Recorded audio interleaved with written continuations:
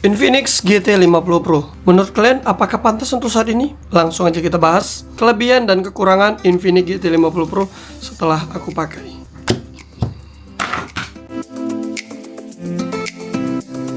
Assalamualaikum warahmatullahi wabarakatuh. Balik lagi di channel ini. Nah, kali ini aku bakalan ngebahas Infinix GT 50 Pro untuk kelebihan dan kekurangannya. Dan untuk harga HP yang sekarang ini pada gila-gilaan ya, yang udah nggak karu-karuan lagi untuk harga HP saat ini. Nah, apakah Infinix GT 50 Pro ini pantas? Nah, sebenarnya handphone ini waktu pas pertama kali keluar kemarin dimendang-mendingin juga ya, karena handphonenya terkesan mahal untuk chipset yang segini. Nah, untuk harganya Infinix GT 50 Pro ini sekarang ini bisa lihat ya segini untuk harganya. Dan kemarin tuh aku beli handphone ini di 6 jutaan. Nah, di 6 jutaan ini apa aja yang kita dapat? Nah, yang pertama dari desain. Menurut aku desainnya sendiri cakep.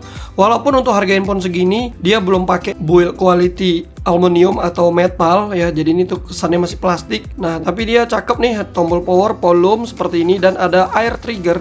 Dimana air triggernya ini sekarang udah tombol ya.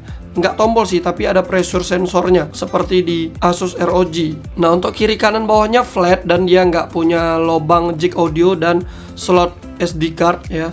Dan yang sangat disayangkan lagi lubang charge-nya sih masih 45 watt. Dari generasi pertama sampai saat ini masih aja 45 watt ya. Dan yang kerennya belakangnya. Nah, untuk belakangnya bisa lihat dan ada water coolingnya ya nih, liquid cooling nih. Dan lampunya seperti yang tadi, dan penempatan kameranya nih. Di sini tuh masih banyak banget tersisa. Jadi kalau misalnya kita pakai fan cooler yang tipenya L atau yang ada heatsink di sampingnya gini, ini cocok banget tuh. Ya, mantap banget, sangat worth it, bagus. Nggak seperti model kamera yang iQOO Z10 yang gede gitu. Nah, itu nggak bisa dipasangin fan cooler yang seperti itu. Nah, menurut aku untuk desainnya memang bener-bener gaming, tapi sayangnya sih kurang di bagian material bodinya aja. Karena ini HP gaming, jadi ya desainnya seperti ini. Kalau kalian nggak suka yang mode-mode gaming, ya mungkin handphone ini agak kurang pantas buat kalian ya. Karena emang kesannya memang agak norak ya, emang dia handphone gaming. Nah, untuk layarnya dengan besar 6,78 inci AMOLED 144Hz dan ada beberapa game yang support 144Hz. Menurut aku handphone ini masih worth it banget ya. Dimana seperti game Mobile Legends ini bener-bener bisa kebuka sampai 144Hz di handphone ini. Nah, itu yang kerennya handphone ini. Dan juga untuk kecerahan layarnya di bawah matahari juga masih mantap banget ya, walaupun agak gelap tapi nggak gelap-gelap balik. Dan untuk resolusinya 1,5K. Tapi ya karena ini handphone gaming, kita jarang banget lah di bawah-bawah matahari ya. Soalnya kan kalau nge-gaming itu paling enaknya tuh nyantai nongkrong di depan Indomaret, Alfamart atau di rumah. Nah, untuk baterai, dimana baterai 6500 mAh untuk saat ini menurut aku udah cukup optimal, cukup normal ya. Baterai 5000 malah sekarang dianggap kecil, karena mengingat handphone-handphone sekarang pada jual-jual baterai semua, baterai gede-gede ya. Walaupun sebenarnya baterai itu masih bisa diakali dengan power bank ya, tapi tetap aja sih nggak compact jadinya, karena handphone ini 6500 mAh dengan charge 45 watt menurut aku cukup. Nah, yang kurangnya di situ sih 45 wattnya ya. Kenapa nggak di-upgrade sampai 90, 70, 80 ya? Soalnya ripple-nya udah 90 watt, 100 watt gitu ya. Dan chipsetnya sih yang sayang masih Dimensity 8400. Walaupun sebenarnya Dimensity 8400 juga udah lumayan kuat, mumpuni ya, dengan pabrikasi 4 nanometer ya. Jadi menurut aku 6500-nya masih oke lah. Dan yang paling kerennya lagi, handphone ini tuh ada bypass charging. Dimana untuk bypass chargingnya ya, walaupun sekarang kalau bisa dibilang itu gimmick ya, karena tetap ada baterai yang masuk, tapi lebih lumayan ketimbang nggak ada mode bypass charging. Nah, untuk mode bypass charging ini kalau kita cek dari sini emang bener-bener ada daya yang masuk ya, sedikit, kecil banget ya, cuma 1 watt dan lebih. Nah, pendapat aku pribadi sih kalau misalnya kalian punya handphone 2, jangan pakai mode bypass charging, biar aja baterainya habis sekitar 20% baru cas lagi, penuh baru kalian mainin lagi ya. Nah, tapi kok memang harus pakai bypass charging dalam keadaan tertentu, ya pakai aja nggak apa-apa. Memang udah ada fiturnya gitu. Nah, selanjutnya untuk fitur gaming. Handphone ini karena memang handphone gaming, jadi handphone ini tuh kaya banget sama fitur-fitur gaming ya. Seperti di mode gamenya ini banyak banget kelebihannya. Salah satunya yang kelebihannya di fitur RL-nya. Dimana untuk RL-nya ini pernah aku bahas di video terpisah, kalian bisa nonton aja. Itu lengkap banget. Bahkan untuk satu tombol ini bisa ada 4 konfigurasi. Saking kayanya. Terus juga untuk di sininya nih, bisa lihat nih. Tuh ada mode kinerja, pemicu GT, pemicu pintar, combo sekali tekan. Terus yang paling kerennya lagi, dia ada pendingin cairan nih. Nah, jadi handphonenya tuh nggak gampang panas.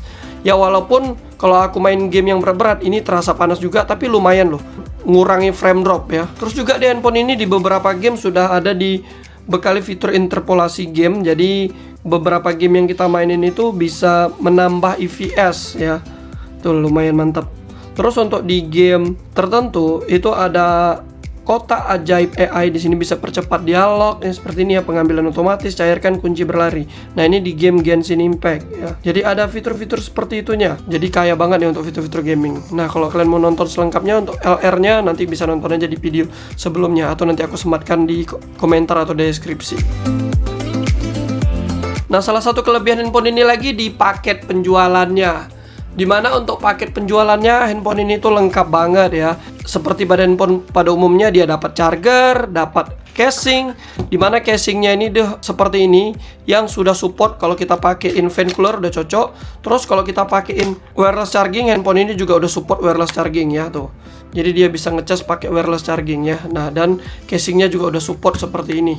Ya ini casingnya tipenya keras. Di salah satu kelebihan nih di paket pembeliannya kita dapat bundle kit yang isinya fan cooler ya. Fan coolernya seperti ini. Jadi fan coolernya ini tuh nempel di sini. Nah ini fan coolernya kalau bisa dibilang canggih. Kenapa canggih? Karena fan coolernya ini selain mendinginkan HP, dia bisa juga sekalian ngecas, tapi bisa juga kita buat yang full dinginin. Dan yang paling kerennya lagi, kita bisa pakai fitur bypass charging tanpa kabel. Cukup pakai ini doang. Nah bayangin, bypass charging tanpa kabel, tidak masuk diterima oleh logika kan. Nah ini di handphone ini bisa bypass charging tanpa kabel. Nah jadi kalian nggak perlu repot-repot lagi kabel ada di sebelah kanan sini, karena di belakang. Itu salah satu kelebihan handphone ini. Nah untuk performa handphone menurut aku normal seperti Dimensity 8400, tapi sedikit agak naik dibanding handphone rivalnya. Karena handphone ini waktu tes atau waktu lagi nge-performa, waktu lagi sistemnya bekerja atau GPU-nya bekerja keras, dia ada liquid cooling yang sedikit lumayan ngebantu lah dibanding tanpa liquid cooling sama sekali ya. Ini bisa kalian lihat ya. Dan hasil AnTuTu benchmarknya aku dapat di 1.970.000, kadang-kadang juga tembus sampai 2 juta. Nah ini dia hasil AnTuTu benchmarknya. Dan untuk panasnya nggak terlalu panas sih, sampai 42 derajat aja.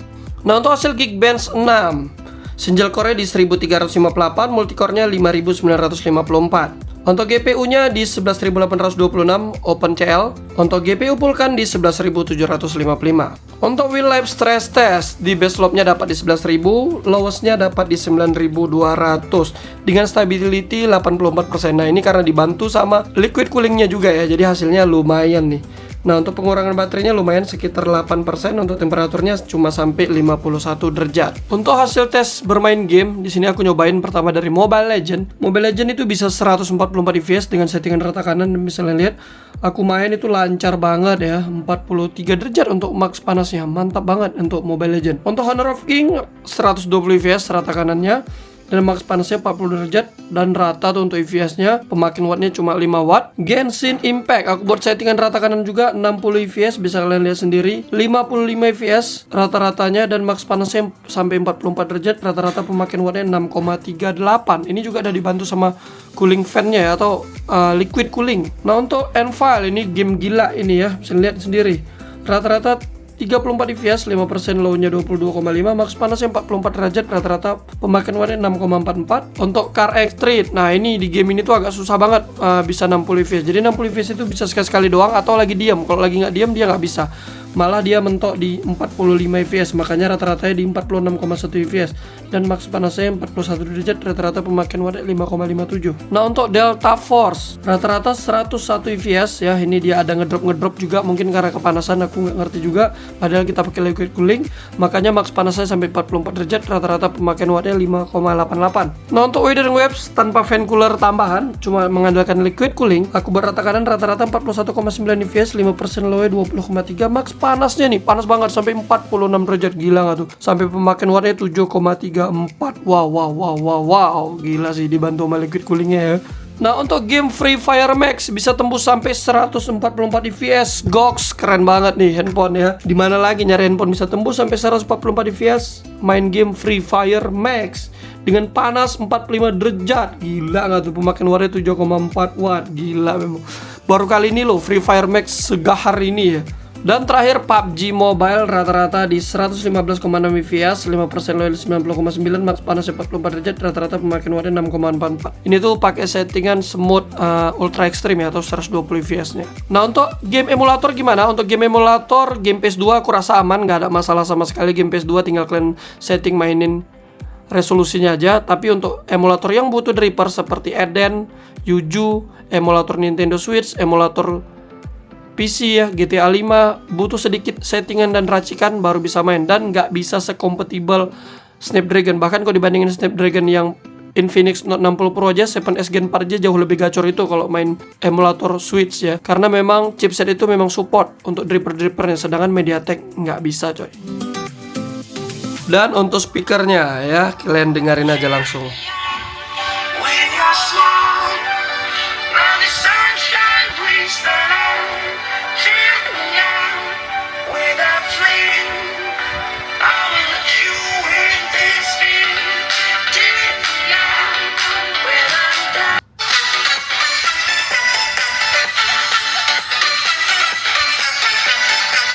Menurut aku untuk speakernya untuk harga segini biasa aja ya, nggak terlalu wow banget, dan suaranya juga udah stereo atas sama bawah. Tapi kalau kita lihat dengar bener-bener kayaknya lebih gedean yang bawahnya lagi sedikit. Jadi untuk speakernya oke lah, not bad ya. Nah untuk kekurangannya sebenarnya di V-Forma tadi sih. Ya untuk di harga yang sama, V-Formanya juga sama seperti handphone sebelumnya, Poco X7 Pro ya, sama-sama chipset Dimensity 8400, sangat sayang banget. Nah tapi lumayan lah ya, untuk saat ini memang dia udah ditambahin liquid cooling jadi agak lumayan. Terus untuk haptic feedbacknya, menurut aku untuk ngetik-ngetiknya ini berasa kayak handphone Infinix yang harga 4 atau 5 jutaan atau 3 jutaan ya.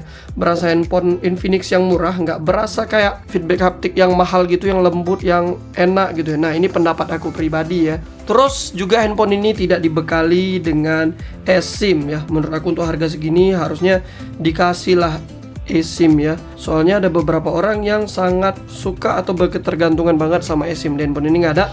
Terus juga handphone ini tidak dibekali sama jack audio. Walaupun handphone gaming harusnya dikasih lah jack audio ya, namanya HP gaming. Tapi di sini nggak ada. Terus juga untuk di slot SIM cardnya sih cuma bisa SIM 1, SIM 2, nggak ada penempatan SD card ya. Waduh, berarti nggak bisa ditambah lagi kalau misalnya kalian beli seri yang rendah atau 256 GB ya. Nah, masalah yang paling serius menurut aku pribadi, handphone ini udah lama aku pakai tetap aja kameranya ngembun. Nah, kamera ngembunnya itu random ya, kadang-kadang terjadi, kadang-kadang enggak. Jadi kan kadang kalau misalnya kita lagi buka kamera video, kadang-kadang kita udah ngerekam 4K sekitar semenit 2 menit, itu nanti kadang-kadang dia ngembun sendiri. Nah, tapi kadang-kadang juga enggak gitu. Jadi random aja gitu ya. Nah, tapi nanti setelah dia ngembun, kita biarkan aja handphonenya nggak ngapa-ngapain sekitar 30 detik aja, setengah menit. Nah, itu nanti dia bagus sendiri. Oke, udah kita tunggu setengah jam. Ini aman lagi untuk hasil videonya tuh. Tuh, untuk kameranya aman ya. Udah nggak berembun lagi. Jadi dia berembun itu bentar aja. Emang aneh banget nih handphone. Nah, nanti kita baru lanjut video lagi. Nanti kalau kita lanjut video lagi nanti kadang-kadang ngembun lagi ya, kadang-kadang nggak juga. Nah itu yang sangat-sangat disayangkan sih oleh HP ini ya. Jadi kadang-kadang kameranya ngembun. Nah waktu pas pengetesan ini nggak, tapi nanti seperti yang aku tampilin di sini, kadang-kadang kameranya ngembun coy. Kemarin aku lari jogging, aku mau nyoba kameranya ngembun. Yang ngembunnya itu kamera utamanya aja sih, kamera ultrawide aman ya, nggak ngembun. Ini bisa kalian bandingin ya. Ini 0,6 kali nggak berembun ke 1 kali yang berembun. Tuh, bandingin tuh. Nah, nih. Ini lensa ultrawide 0,6 kali yang nggak berembun. Begitu. macam kamera zaman Majapahit, cowok. Gila. Nah, itu sih masalah paling serius sampai saat ini. Sebenarnya untuk klaim garansi harusnya bisa aja sih, karena emang garansi masih panjang. Cuma karena dari rumah aku ke tempat garansi kalkernya itu jauh, jadi kemungkinan nanti aja lah dulu ya. Terus juga karena aku nggak terlalu sering foto-foto, menurut aku nggak terlalu masalah untuk aku. Dan juga kejadiannya itu random. Takutnya sih waktu datang ke sana nanti, kalau misalnya suruh buktiin langsung nanti nggak ngembun-ngembun ya. Nah anehnya kadang-kadang di saat-saat yang genting dia ngembun gitu. Itu sih yang paling bermasalah saat ini menurut aku ya. Sayang banget untuk harga HP semahal ini dengan kekurangan yang ada, dengan bodi yang masih plastik belum metal, malah ada kelebihan kameranya ngembun ya. Untuk settingan kamera, kamera bawaan. Jadi seperti ini untuk tampilannya. Dari yang paling kiri ada vlognya juga banyak ini ya. Ada potret, berkumpul, aksi ini. Terus ada videonya seperti ini. Dia punya dua lensa 0,6 kali dan 1 kali ya, ultra wide dan wide. Ada AI cam, potret, super malam dan lainnya. Lainnya juga banyak nih. Ada panorama, pro, skyshop, dokumen, super makro, gerak lambat, selang waktu, video ganda, potret AIGC dan ultra HD. Ultra HD ini megapiksel yang paling tingginya. Untuk potret AIGC bisa kalian lihat seperti ini. Potret AIGC seperti sinematik gitu ya. Oh, ini kayak macam diedit AI gitu. Aku nggak pernah pakai sih. Nah, untuk di tampilan atasnya, untuk di foto, ini ada Google Lens, ada lampu flash, terus ini ada photo live, terus ini ada kayak filter gitu, seperti ini. Nah, terus ini ada rasio banding untuk fotonya seperti ini. Nah, untuk kamera depan seperti ini, bisa di agak jauhin dan agak mundurin lagi sedikit. Nah, untuk kamera 0,6 kalinya, di sini tuh bisa 1080 30 fps dan bisa 2K 30 fps dengan stabilisasi yang aktif. Nah, kalau mau videonya lanjut 0,6 kali dan 1 kali bersamaan, itu wajib settingan stabilisasinya dimatiin. Terus kita buat settingannya 1080 30 fps karena settingan 1080 30 fps di kedua lensa ini ada. Nah, untuk di lensa 1 kali ini bisa kita aktifin stabilisasi aktif, paling tingginya bisa 4K 60 fps. Bisa 4K 60 fps ya. Mantap. Nah, itu untuk kameranya. Jadi kameranya ini hanya ada dua lensa. Nah, untuk di kamera depan bisa 4K 30 fps ya, tuh paling tingginya. Atau kalau mau 60 fps 1080. Nah, untuk hasil foto-foto dan video handphone ini bakal aku tampilin aja di sini. Jadi kalian bisa nilai, bandingin aja sendiri.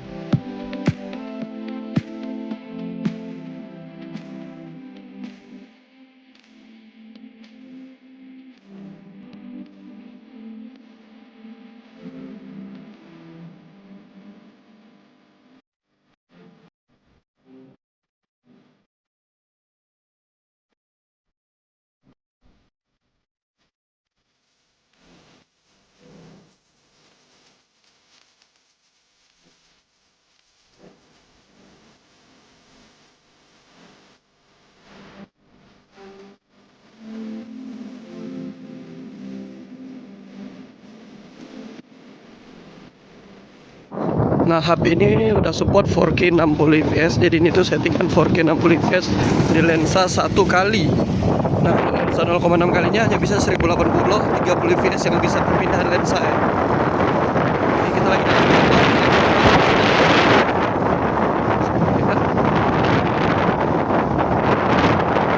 Nah, ini settingan 0,6 kali atau ultra wide, dia mentok di 2K 30 fps, tapi nggak bisa perpindahan lensa. Kalau perpindahan lensa itu hanya ada di 1080 30 fps. Kita lagi di atas motor dan ini lebih ultra wide, lebih wide ya. Nah, settingan 0,6 kali ini bisa perpindahan lensa ke lensa 1 kali. Bisa lihat tuh bandingan lensanya ya, ada perpindahan lensa 0,9 kali 1 kali. Ini hanya berlaku di lensa, hanya berlaku di settingan 1080 30 fps dan stabilisasinya mati. Jadi kalau misalnya tidak video ini, aku selalu aktifin stabilisasi coy. Ini anginnya agak lumayan kencang. Nah, ini untuk kamera depan 4K 30 fps. Nah, bisa ngeliat sendiri untuk hasilnya kurang lebih seperti ini. Dan untuk bokehnya lumayan, tapi nggak terlalu bokeh. Tapi lumayan bagus lah nih kalau untuk ya cerah gini ya. Dan untuk di wajahnya ada kayak macam petak-petak, kayak ada face detection gitu. Nih, nah tuh ada face detection juga. Nah, ini aku jalan santai nih sambil jogging. Jadi kurang lebih hasilnya seperti ini coy. 4K 30 fps. Ini lagi nyobain kamera dan tiba-tiba kameranya berembun anjir tuh. Waduh, emang Infinix GT50 Pro ini ya. Kita nggak berembun, ya kan? Parah kali ini settingan 4K loh. Ini lagi mau ngetes untuk review sebelum dijual. Banyak ngembun, laknat. Ini kamera. Ini bisa kalian bandingin ya. Ini 0,6 kali nggak berembun ke 1 kali yang berembun. Tuh, bandingin tuh. Nah, nih. Ini lensa ultra wide 0,6 kali yang nggak berembun. Begitu. macam kamera zaman Majapahit, cok. Gila. Nah ini hasil kamera yang udah aku tunggu setengah jam, yang udah bagus ya, ini 0,6 kali, kita pindah ke 1 kali. Aman kan? Nggak seperti yang tadi. Tadi hancur banget coy. Nah ini kamera video 0,6 kali. Ya ini udah setelah setengah jam kita tungguin, yang udah nggak berembun lagi. Ah ini pindah ke 1 kali ya. Tuh si cantik kan. Nice nih. 1 kali gitu. Ah ini biasanya kalau lama-lama berembun lagi nih handphone lapet nih. Ini aneh aja apa ini. Beli mahal. Gara-gara HP berempun nggak jadi ngerekam Pak Anies ya. Iya. Tiba-tiba ada Om Bahlil lewat ya kan. Awak keluarkan HP Infinix GT50 Pro sekali ngerekam, ya berembun. Kampret. Nyesal kali rasanya. Padahal momen-momen langka tuh ya. Itu aja pendapat aku untuk Infinix GT50 Pro. Gimana pendapat kalian tentang Infinix GT50 Pro? Apakah worth it untuk saat ini, atau apakah ada handphone yang jauh lebih worth it dengan harga segini? Coba nanti komen di bawah ya. Oke lah guys, jadi cukup sampai di sini. Thanks for watching. Jangan lupa bantu like dan subscribe. See you later. Goodbye. Dadah.